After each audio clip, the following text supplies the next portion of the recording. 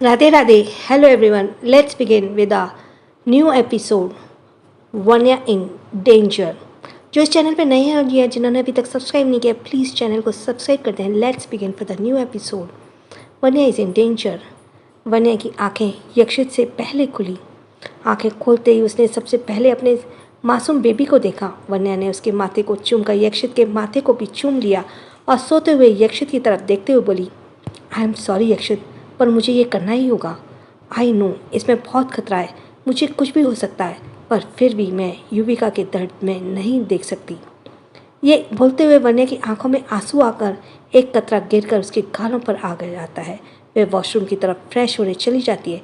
थोड़ी देर बाद यक्षित की भी नींद टूट जाती है। वह वेद के माथे पर चूमकर वॉशरूम की तरफ फ्रेश होने चला जाता है। थोड़ी देर बाद वन्या वेद को अपनी गोद में उठाकर उसे वॉशरूम में ले जाकर फ्रेश करा देती है और उसके स्कूल के लिए रेडी करवा देती है। यक्षित भी ऑफिस के लिए रेडी हो जाता है। यक्षित ने ब्रेकफास्ट के वक्त ये नोटिस कर लिया था कि वन्या कुछ बुझी बुझी सी लग रही थी। ब्रेकफास्ट के बाद ऑफिस जाने से पहले यक्षित ने उसे बाहर बुलाकर उसके गालों पर प्यार से हाथ फेरते बोला, वैफी क्या हुआ, तुम परेशान लग रही हो। वन्या यक्षित की बातों को टालते बोली, नहीं तो मैं तो बिल्कुल ठीक हूँ। वन्या ये अपने फेस पर एक हल्की स्माइल लाते हुए कहा तो यक्षित उसकी तरफ देखकर बोला, पक्का। वन्या ने आहिस्ते से हाँ में सर हिला दिया। फिर यक्षित वेद को लेकर उसके स्कूल के लिए निकल गया। उसके जाने के बाद वन्या एक गहरी सांस लेते हुए खुद से बोली, काश आप मुझे समझ पाते यक्षित। ये बोलते वक्त वन्या के चेहरे पे एक अलग सा दर्द छलक रहा था, क्योंकि आज वो एक बहुत बड़ा रिस्क लेने वाली थी जिसमें उसे कुछ भी हो सकता था। वन्या घर के अंदर आई। उसने अपनी तैयारी पहले से ही कर रखी थी। उसने चैतन्य दादाजी और अनिल जी को हॉस्पिटल का बहाना देकर अपने बॉडीगार्ड के साथ कॉटेज के लिए निकल गई। वन्या का मन आज बहुत ज़्यादा बेचैन हो रहा था। उसे समझ नहीं आ रहा था कि आखिर इतनी गिरी हुई हरकत कौन कर सकता है। कहीं ना कहीं वन्या को ये लग ही रहा था कि ना हो ये काम यक्षित की फैमिली में किसी करीबी का ही होगा। पर जो भी हो, वन्या ने ठान लिया था कि आज वह युविका को उस नर्क से बाहर निकाल कर ही रहेगी, चाहे उसके लिए उसे कुछ भी क्यों ना करना पड़े। वन्या ने अपने दोनों हाथ अपने पेट पर लपेट लिए और अपनी आंखों में आंसू लिए बोली, बेबी अपनी मम्मा को माफ़ कर देना बच्चा। जब वन्या ने बॉडीगार्ड्स को अपना प्लान बताया तो उन सब ने वन्या को साफ साफ मना कर दिया था, क्योंकि वो जानते थे कि उनकी लेडी बॉस प्रेग्नेंट है और वन्या जो कहने जा रही है वो काम खतरे से बिल्कुल भी खाली नहीं है। इसमें बच्चे की भी कुछ हो सकता है।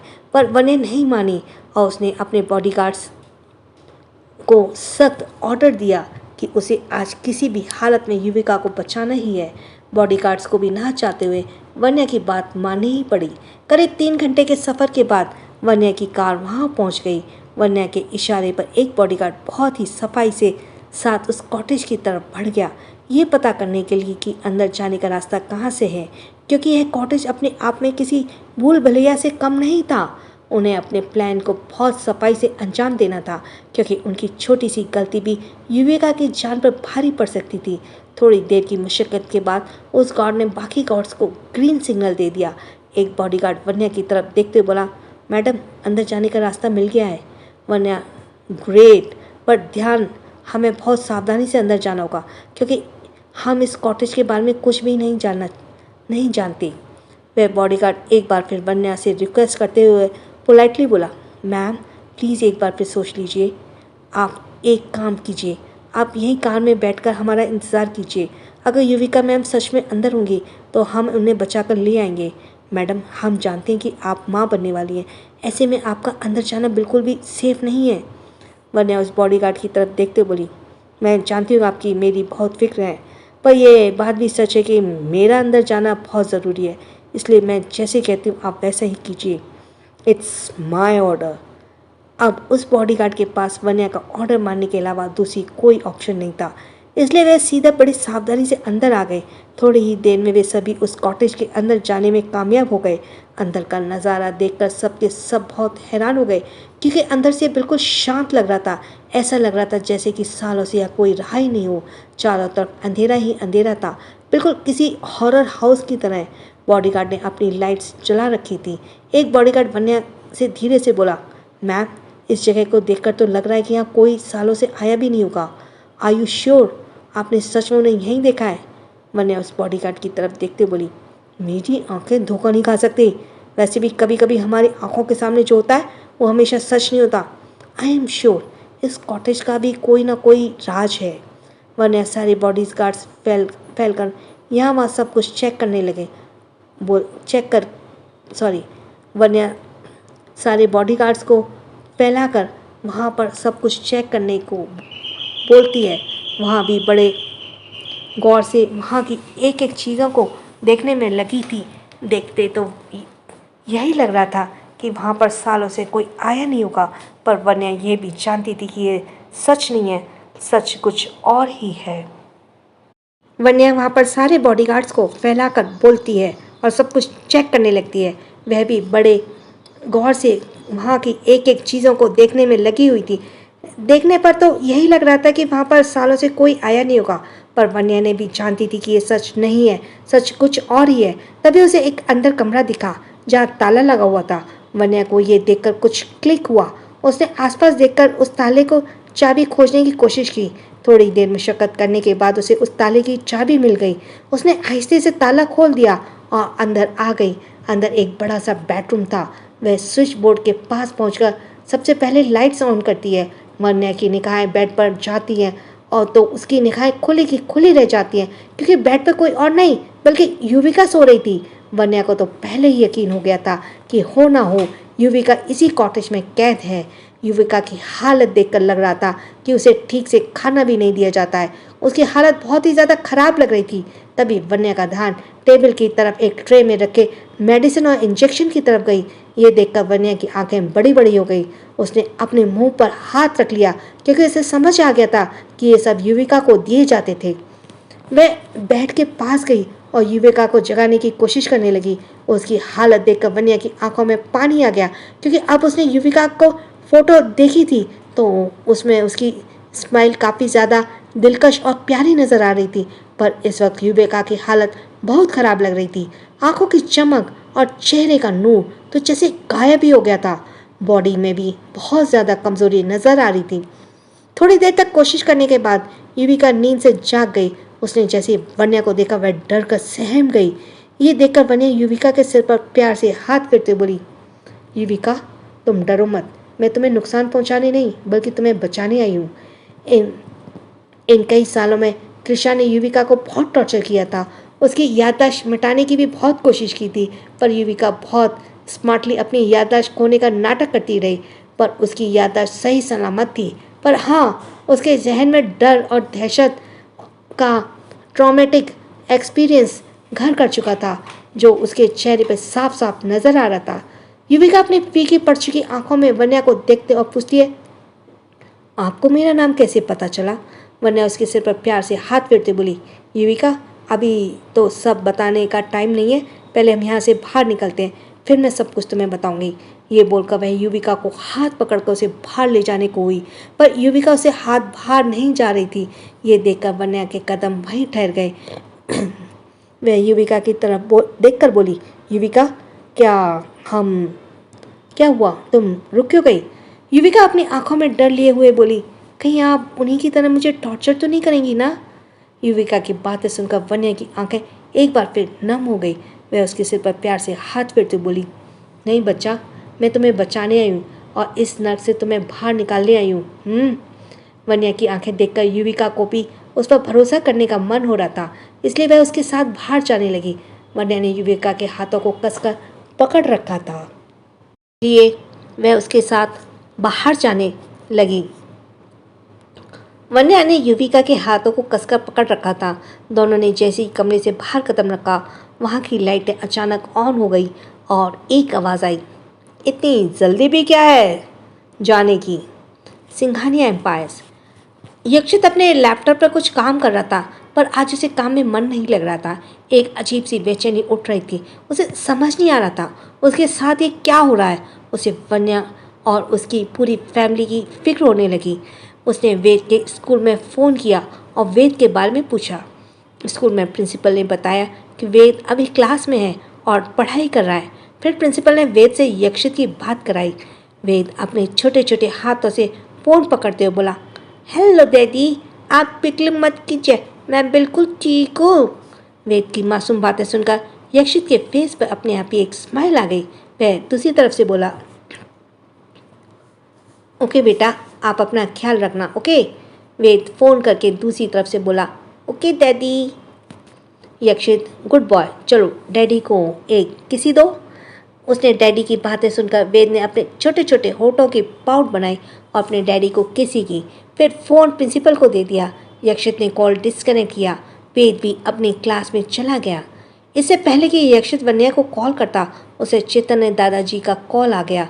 उसका फ़ोन देखकर ना जाने क्यों पर यक्षित की बहुत फिक्र होने लगी। उसने कॉल पिक किया तो सामने से चैतन्य दादाजी अपनी घबराई हुई आवाज़ में बोले, यक्षित बेटा।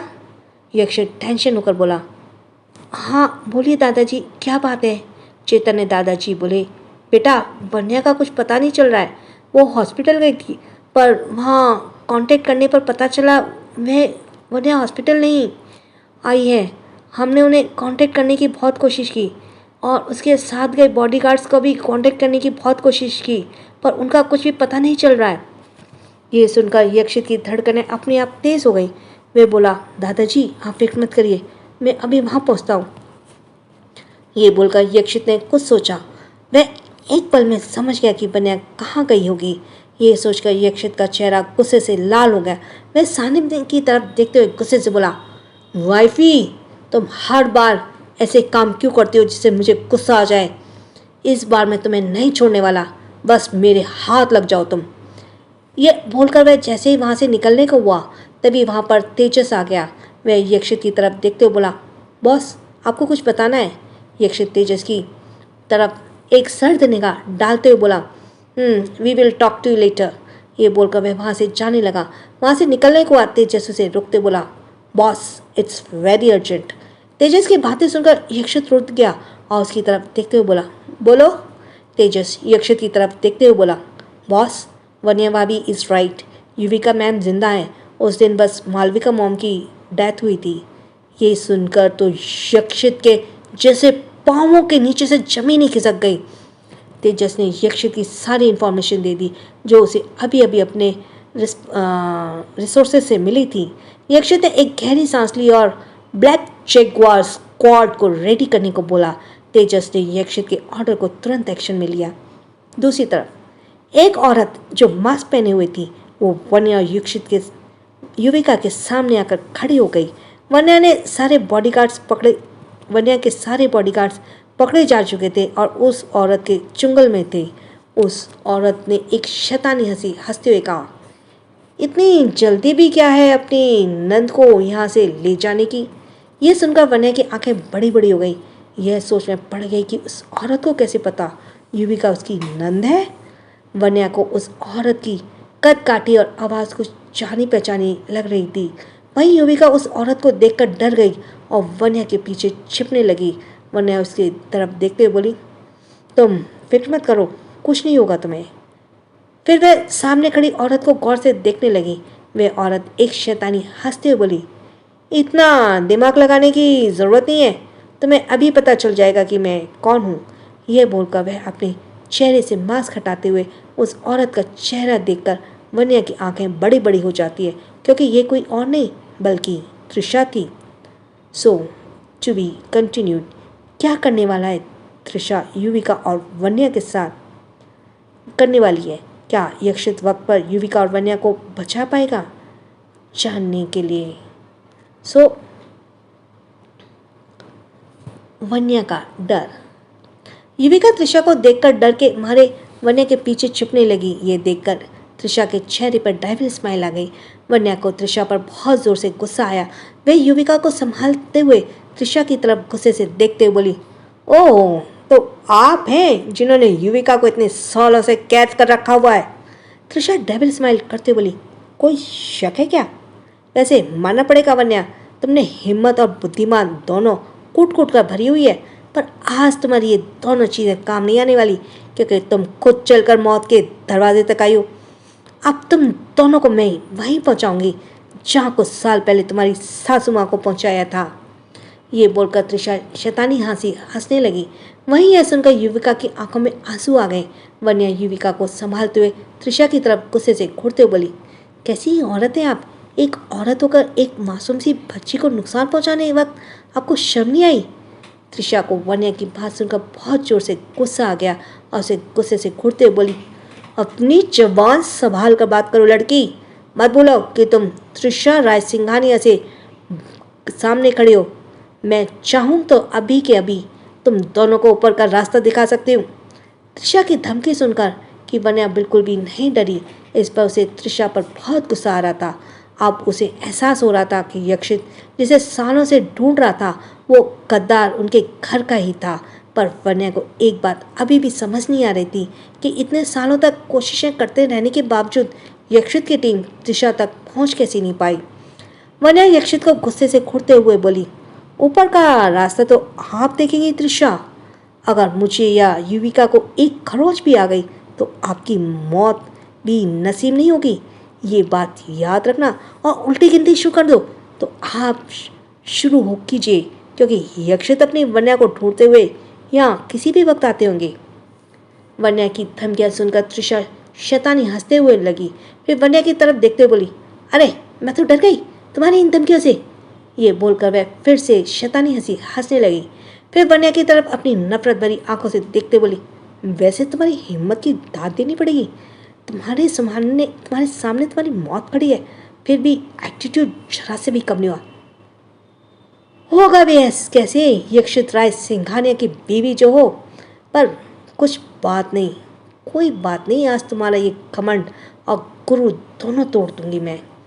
वन्या त्रिशा की तरफ गुस्से से देखते बोली, मुझे हाथ लगाने की कोशिश भी मत करना, वरना इसकी भरपाई का बोझ आप उठा नहीं पाएंगे। त्रिशा को वन्या के ये एटीट्यूड बिल्कुल भी रास नहीं आ रहा था। वह उसके करीब जाकर बोली, बहुत हिम्मत वाली हो ना तुम, तभी तो अपनी इस नन्ही सी जान के साथ तुम अपनी नंद को बचाने यहाँ तक आ गई, बिना यह सोचे कि अगर मैं पकड़ ली जाती हूँ तो मेरे अंदर पल रही जान का क्या होगा। त्रिशा की बातें सुनकर अब वन्या को डर लगने लगा, क्योंकि अब सवाल उसके बेबी का था जिसे वह अपनी जान से भी ज़्यादा प्यार करती थी और किसी भी हाल में अपने बच्चे को कुछ होने से नहीं दे सकती थी। पर उसके लिए उसे खुद को भी सही रखना जरूरी था। वन्या यह भी सोचने लगी कि त्रिशा को कैसे पता चला कि वो प्रेग्नेंट है, पर अब जो भी हो उसे हर हाल में खुद को, अपने बेबी को और युविका को वहाँ से सेफली बाहर लेकर जाना था। अपने पेट पर हाथ रखकर वन्या बोली, खबरदार जो मेरे बच्चे को नुकसान पहुंचाने की कोशिश भी की तो। ये सुनकर त्रिशा डेविल स्माइल करते बोली, ये तो तुम्हें पहले सोचना चाहिए था। मैं तो चाहती भी थी कि तुम यहाँ आओ ताकि युविका के साथ साथ तुम्हें भी ऊपर पहुंचा सकूं। वैसे तुम्हारी आंखों के सामने तुम्हारी नन्ही सी जान को खत्म करने का मजा ही कुछ और होगा। ये सुनकर वन्या ने अपने दोनों हाथ अपने पेट पर लपेट दिए और त्रिशा को गुस्से से घूरने लगी। उसे समझ नहीं आ रहा था कि कोई औरत इतनी गिरी हुई कैसे हो सकती है जो एक माँ होकर किसी बच्चे की जान लेने के बारे में सोच सके। त्रिशा वन्या की तरफ देखते हुए बोली, डरो मत, इतनी आसानी से मैं तुम्हारे बच्चे या युविका को नहीं मारूंगी। पहले थोड़ी इंटरटेनमेंट हो जाए। वैसे भी तुम्हें मारकर मुझे कोई फ़ायदा नहीं होगा। उसे बेहतर है कि मैं तुम्हारी इस खूबसूरती का इस्तेमाल करूं। त्रिशा ने वन्या के गालों को छूते हुए कहा तो वन्या ने गुस्से से उसके हाथ झटक दिए। वन्या की इस हरकत से त्रिशा को बहुत जोर से गुस्सा आया।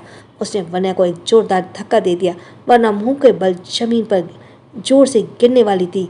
उसने अपने पेट पर हाथ रखकर अपनी आंखें बंद की और भगवान का नाम लिया तो गिरती इससे पहले युविका ने वन्या को पकड़ लिया, उसे गिरने से बचा लिया। युविका की बॉडी इस वक्त बहुत ज़्यादा वीक हो चुकी थी, पर फिर भी उसने पूरी ताकत से वन्या को थाम लिया, जिससे वन्या गिरने से बच गई। वन्या को त्रिशा की इस हरकत पर बहुत जोर से गुस्सा आ रहा था, पर युविका ने आंखों के इशारे से वन्या से ये कहा कि प्लीज़ आप गुस्सा ना करें, ये औरत बहुत खतरनाक है, आप ठंडे दिमाग से सोचिए तो ज़रूर कोई ना कोई सॉल्यूशन निकल आएगा। वन्या भी युविका की बात का मतलब समझते हुए हाँ में पल कई झपका देती है। त्रिशा वन्या की तरफ गुस्से से घुरते बोली, बहुत पर निकल आए हैं ना तुम्हारे, अब देखना कितनी बेरहमी से तुम्हारे पर काटती हूँ। फिर उसने अपने कुछ आदमियों को दोनों को रस्सी से बांधने के लिए बोल दिया। उसने आदमियों ने ठीक वैसे ही किया, दोनों को रस्सी से बांध दिया। तभी वहाँ पर कुछ आदमी आए जो दिखने में ही बहुत अजीब लग रहे थे। ये वन्या को अपनी हवस भरी निगाहों से देख रहे थे। ये देखकर वन्या को डर लगने लगा, पर चेहरे से उसने शो नहीं किया। त्रिशा ने उसकी तरफ देखते हुए कहा, कितनी कीमत मिल सकती है इन लड़कियों की? एक आदमी वन्या को देखकर लात टपकाते हुए बोला, मैडम ये लड़की तो हीरा है, इसकी खूबसूरती का तो कोई कीमत ही नहीं है। ये तो किसी की मन की मोह है। इसे तो आप करोड़ों में खेल सकती हैं। और आपकी इजाज़त हो तो क्या मैं इसके साथ? ये सुनकर वन्या का कलेजा अंदर ही दहल गया। वह मन ही मन सोच रही थी कि कोई औरत इतनी बेरहम कैसे हो सकती है। त्रिशा उसे हाथ दिखाकर रोकते हुए बोली, सब्र नाम की चीज़ है कि नहीं तुम लोगों में? लड़की देखी नहीं कि लात टपकाने लगी। दूसरा आदमी वन्या के ऊपर से लेकर नीचे तक स्कैन करते हुए अपनी गंदी टोन में बोला, मैडम इस लड़की को देखकर तो कोई भी अपना कंट्रोल खो दे। अगर मेरे हाथ आ जाए तो मैं इसे पूरे दिन बिस्तर पे उठने ही ना दूँ। वन्या मन ही मन भगवान का नाम लेने लगी, यक्षित कहाँ हैं आप? प्लीज़ जल्दी आ जाइए, आपकी वन्या खतरे में है। त्रिशा वन्या की तरफ देखते हुए बोली, वो सब तो ठीक है, पर एक प्रॉब्लम है। इस लड़की के पेट में एक बच्चा पल रहा है। ये सुनकर थोड़ी देर के लिए वहाँ शांति छा गई। ये देखकर त्रिशा अपनी मक्कारी दिखाते हुए बोली, पर तुम सब फिक्र मत करो, इस बच्चे को ऊपर पहुँचाने की जिम्मेदारी मेरी है, पर बाद में मुझे इस लड़की की अच्छी खासी कीमत चाहिए। कुछ सोचते हुए त्रिशा के दोनों की रस्सियाँ खोलने का ऑर्डर दे दिया। युविका वन्या के पास आकर खड़ी हो गई। त्रिशा एक आदमी को वन्या की तरफ इशारा करते हुए बोली, अगर तुम चाहते हो तो इस लड़की को टेस्ट कर सकते हो। ये सुनकर उस आदमी के चेहरे पर लस्ट भरी स्माइल आ गई। वह वन्या की तरफ बढ़ने लगा, पर उससे पहले वन्या को वह छू भी पाता, वन्या ने गुस्सा गर्म चाटा उसके गालों पर रसी दिया। ये देखकर वह आदमी गुस्से से लाल हो गया। वह वन्या की तरफ देखते हुए बोला, बहुत पर निकल आए तुम्हारे, अब मैं तुम्हें मुंह दिखाने लायक नहीं छोड़ूंगा। ये बोलकर वह उसके वन्या के हाथों को जोर से पकड़ लिया। वन्या उस आदमी से छूटने के लिए छटपटाने लगी। इस हाथापाई में वन्या को बहुत जोर से धक्का लग गया। उसकी एक तरफ की नुकीली चीज रखी हुई थी। वन्या पेट के बल वहां गिरने वाली थी। ये देखकर वन्या की आंखों में आंसू आ गए। उसने अपने पेट को अपने दोनों हाथों में लपेट लिया और अपनी आंखें बंद करके एक आखिरी बार यक्षित को याद किया। इससे पहले कि वन्या उस नुकीली चीज पर गिर जाती, दो मजबूत भावों ने उसे गिरने से बचा लिया। वन्या अपनी आंखों में आंसू लिए उस शख्स को देखती है और तुरंत उसके भाव में झूल जाती है। ये यक्षित था जो ब्लैक चेकवा स्क्वाड के साथ वहां पहुंच चुका था। भाविक के वेल ट्रेंड आर्म फोर्स में पूरी कॉटेज को घेर लिया था। उसके हाथों में हाई टेक्नोलॉजी से लैस बंदूकें थी जो किसी इंसान के शरीर को एक ही बार में छलनी करने के लिए काफ़ी थीं। यक्षित की निगाह जब युविका पर पड़ी तो उसकी आंखें नम हो गई, क्योंकि वह अपनी जान से भी ज़्यादा प्यारी जिस प्रिंसेस को मरा हुआ समझ रहा था वो जिंदा थी। पर इससे पहले कि त्रिशा कोई चालाकी कर पाती, भाविक के वेल ट्रेंड बॉडीगार्ड्स ने त्रिशा को कसकर पकड़ लिया। यक्षित ने वन्या को वहीं सोफे पर लेटाया, उसके लंबी लंबी कदमों से युविका के पास जाने लगा। यक्षित का युविका की तरफ बढ़ गया और एक कदम उसके हर एक साल के दर्शा रहा था जब से वह उन सब से दूर रही थी। यक्षित युविका के सामने जाकर खड़ा हो गया। यक्षित को देखकर युविका की बेजान आंखें छलक उठी। यक्षित देख पा रहा था कि वह युविका तो उसकी पहले वाली युविका से कितनी अलग है। उसे देखकर ही समझ आ गया था कि उसे कितना टॉर्चर किया गया होगा। युविका भले ही यक्षित और अपनी पूरी फैमिली के सालों से अलग रही थी, पर वह उन्हें भूली नहीं थी। उन सब का चेहरा उसे बखूबी याद था।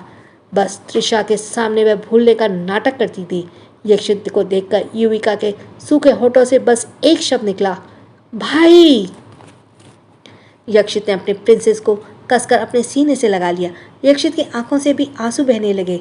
उसने तो ये उम्मीद ही छोड़ दी थी कि वह दोबारा अपनी फैमिली से मिल भी पाएगी। यक्षित ने उसे खुद से चिपकाकर उसके सिर पर 3-4 बार किस किया और अपनी बहन के लिए वो आंखों में आंसू लिए था। यह नज़ारा देखकर भाविक, एकांत और ध्रुव तीनों ही की आंखें भी नम हो चुकी थी। तेजस भी अपनी आंखों में नमी लिए दोनों को देख रहा था, क्योंकि युविका को वो सब अपनी छोटी बहन मानते थे। युविका सभी की जान थी। ऐसे में युविका का चले जाना उन सब के लिए किसी सदमे से कम नहीं था। इस इमोशनल मोमेंट का फायदा उठाते हुए त्रिशा वहां से बचकर जाने की कोशिश करती है, पर भाविक पीछे से गन पॉइंट करते हुए बोला, कोशिश भी मत करना, अब तुम्हारा खेल खत्म हो चुका है। मिसेस त्रिशा राय सिंघानिया। भाविक के वेल ट्रेन आर्म फोर्स से अपनी गिरफ्त में ले लेते हैं। भाविक अपने बॉडीगार्ड से कुछ इशारा करता है और वो सब त्रिशा को लेकर चले जाते हैं, साथ ही उन आदमियों को भी जो वन्या के साथ बदतमीजी करने की कोशिश कर रहे थे, क्योंकि यक्षित उनके साथ भी हिसाब बराबर करना चाहता था। यक्षित ने कसकर युविका को गले लगाया था, वहीं युविका ने भी यक्षित की शर्ट को कसकर अपनी मुट्ठी में पकड़ रखा था। ये भाई बहन की जोड़ी थी। जैसे ही वह उसे छोड़ देगी तो यक्षित गायब हो जाएगा।